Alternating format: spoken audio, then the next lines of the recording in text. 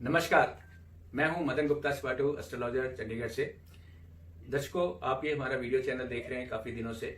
आज हम आपको बताएंगे कि श्राद्ध क्या है और श्राद्ध का वैज्ञानिक आधार क्या है। आपने देखा होगा कि हिंदू धर्म के जितनी भी मान्यताएं हैं, पर्व हैं, त्योहार हैं, उन सबके पीछे कोई ना कोई वैज्ञानिक आधार जरूर रहता है और श्राद्ध के पीछे भी वैज्ञानिक आधार ही है। कई लोग ये तर्क करते हैं, कुतर्क करते हैं, जिनको अल्प ज्ञान होता है, जिनकी पूरी नॉलेज नहीं होती है। वो कहते हैं कि क्या यहाँ पर ब्राह्मणों को खिलाएं तो क्या उनके पितरों को, पूर्वजों को खाना मिल जाता है।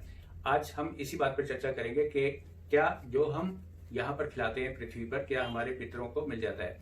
इसके पीछे एक बहुत ही बड़ा वैज्ञानिक कारण है। सबसे पहले तो यह है कि हिंदू धर्म में आत्मा को एक मुख्य स्थान दिया गया है कि शरीर नाशवान है और आत्मा अमर अजर है। शरीर जब छूट जाता है तो आत्मा नए काया में प्रवेश कर लेती है और कोई नया जन्म हो जाता है और इसके भी 84 लाख योनियों के बीच में से गुजरना पड़ता है। जब हम पृथ्वी पर श्राद्ध के दिनों में किसी ब्राह्मण को, किसी निर्धन को, किसी पशु पक्षी को भोजन देते हैं तो वह हमारे पूर्वजों तक कैसे पहुंच सकता है, ये बहुत बड़ा सवाल होता है और इस पर कई बार हिंदू धर्म की खिल्ली उड़ाई जाती है, मजाक उड़ाया जाता है। लेकिन क्योंकि आप सब कुछ देखते हैं कि वैज्ञानिक दृष्टि क्या है, वैज्ञानिक दृष्टि आज हम बताना चाहेंगे कि जब किसी की मृत्यु होती है तो उसकी जो आत्मा है सूक्ष्म शरीर के रूप में चली जाती है।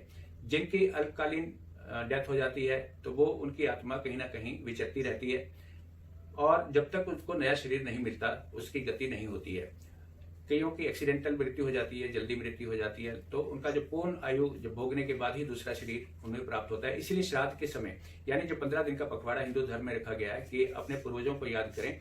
इसका हम सामाजिक कारण बताएंगे, पारिवारिक कारण बताएंगे, लेकिन पहले उन लोगों के लिए ये बताना चाहते हैं कि इसका साइंटिफिक आधार क्या है, कि कैसे हम जब यहाँ पर खाना खिलाते हैं तो हमारे पूर्वजों को, पितरों को कैसे मिल जाता है। जो सूक्ष्म शरीर होता है वह बात नहीं कर सकता, कुछ खा पी नहीं सकता और हम उनका जो एक एग्जिस्टेंस है, जो उनका अस्तित्व है, उसको कहीं ना कहीं महसूस करते हैं। आपने कई बार देखा होगा कि हम सड़क पर जा रहे हैं, अचानक पीछे से कोई गाड़ी आ रही है और हमें एक धक्का सा लगता है, हम किनारे चले जाते हैं और गाड़ी आगे से चली जाती है। अगर हम ना हटते तो हो सकता है कि कहीं ना कहीं एक्सीडेंट हो जाता है। आपने आजकल वायरल वीडियो में भी देखा होगा कि कुछ लोग बिल्कुल ट्रैफिक सिग्नल के पास बिल्कुल नीचे आ गए और उस नीचे आने के बाद भी, व्हीकल के नीचे आने के बाद भी वो बाहर सेफ आ गए।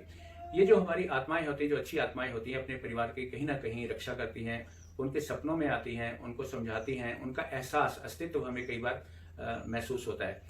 एक यहाँ पे जीवंत एग्जाम्पल आपको देना चाहूंगा कि चंडीगढ़ का एक बहुत ही प्रसिद्ध स्कूल है। वहाँ के जो प्रिंसिपल थे वो बहुत ही डिवोटेड थे और बहुत ही ख्याल रखते थे, पूर्णतः समर्पित थे एजुकेशन को और स्कूल को। और बहुत सारे पढ़े लिखे लोगों ने उनकी आत्मा को वहां अनुभव किया कि उनकी आत्मा शाम के टाइम कहीं ना कहीं उस कॉरिडोर में चक्कर लगाती है जैसे वो पहले लगाते थे। तो ये पढ़े लिखों की बात करें और ये बात बहुत मशहूर चंडीगढ़ में रही है कि उनका नाम नहीं लूंगा, उन प्रिंसिपल की जो अनुभूति है उनके शरीर की, सूक्ष्म शरीर की, वो काफी लोगों ने महसूस की। यहाँ पर बात आती है कि जो सूक्ष्म शरीर होता है, जो पंच महाभूतों से नहीं बनता, जैसे हम बैठे हैं, हमारा जो शरीर है उसका निर्माण पंच महाभूतों से बना हुआ है।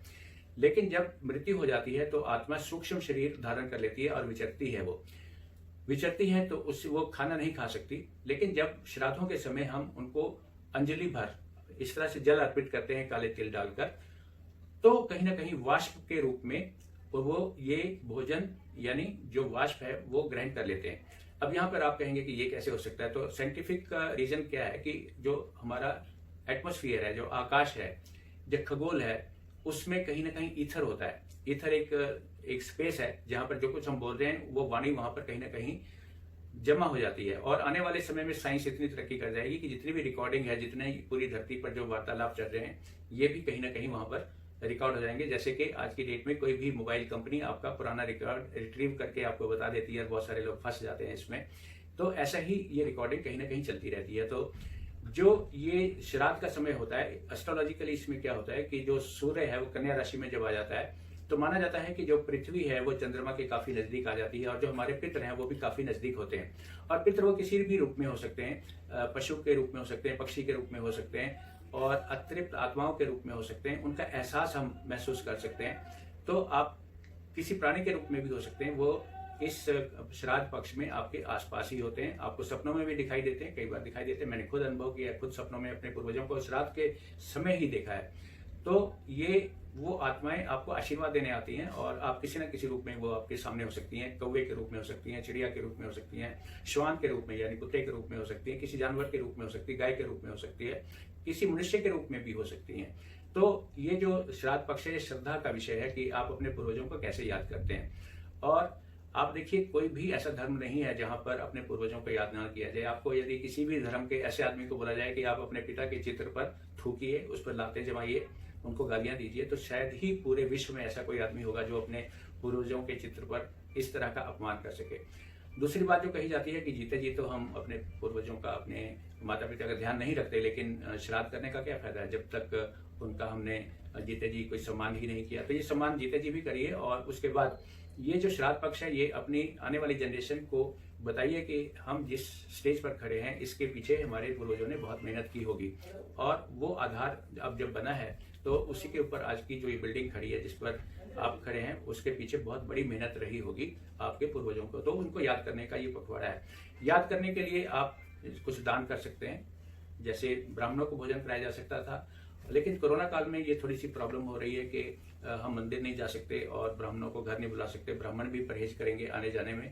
तो आप इसको बड़ा सिंपल सा कर सकते हैं कि हाथ में जल लीजिए और उसमें काले तिल डालिए और सूर्य के सामने खड़े होइए और अपने पूर्वजों को याद करके उन्हें समर्पित कीजिए जल, ताकि वाष्प के रूप में आपको वो ग्रहण कर सकें और आपको आशीर्वाद दे सकें।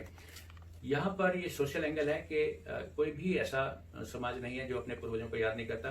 जो मुस्लिम समाज है वो 40 दिन के बाद फातिहा पढ़ता है, अंग्रेज 40 दिन के बाद जाके मोमबत्ती जलाते हैं। यदि हिंदू धर्म में 15 दिन पूरे रखे गए हैं अपने पूर्वजों को सम्मान करने के लिए, तो उसमें कोई दकियानुसी विचार नहीं है, कोई सुपरस्टिशन नहीं है और कोई अंधविश्वास नहीं है। और जैसा कि मैंने बताया कि ये साइंटिफिक है, तो आप भी श्राद्ध पक्ष को पूरी तरह से करिए, अपने पूर्वजों का सम्मान करिए, जीते जी भी और उनके जाने के बाद भी। ये वीडियो आपको कैसे लगा हमें आप बता सकते हैं, हमारे वीडियो को शेयर कर सकते हैं, लाइक कर सकते हैं, अपने दोस्तों को बताइए और इसका बेल आइकन दबाइए ताकि आपको आने वाले हमारे जितने भी प्रोग्राम है उसकी आपको नोटिफिकेशन मिलती रहे। और एक सजेशन भी दीजिए कि और आप ऐसी वीडियो में क्या क्या चाहते हैं। अगले वीडियो तक के लिए, तब तक के लिए मुझे दीजिए आज्ञा। नमस्कार।